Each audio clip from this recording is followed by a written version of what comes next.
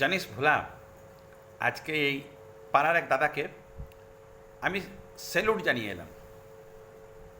নিজে হাতে বৌদিকে জেলে পাঠিয়ে দিল। আরে বাবা, তুই একটু ধৈর্য রাখ না, তো শুনবার চেষ্টা করবি তবে তো।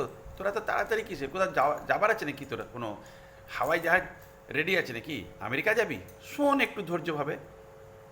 এত তাড়াতাড়ি বলে দিলে তো তুই মজাই নিতে পারবি না।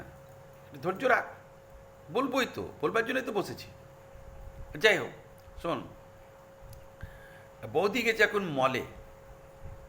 ঘটনাটা ভালো করে শুনবি। বৌদি গেছে মলে, মলে গিয়ে একটা প্যাকেট বিস্কুট চুরি করেছে। এবার যারা কর্মী, ওখানে যারা কাজ করে, তারা ধরে ফেলেছে। বৌদিকে থানাতে নিয়ে গেছে, জেলে ভরে দিয়েছে। বৌদির যাই হোক বেল হয়েছে।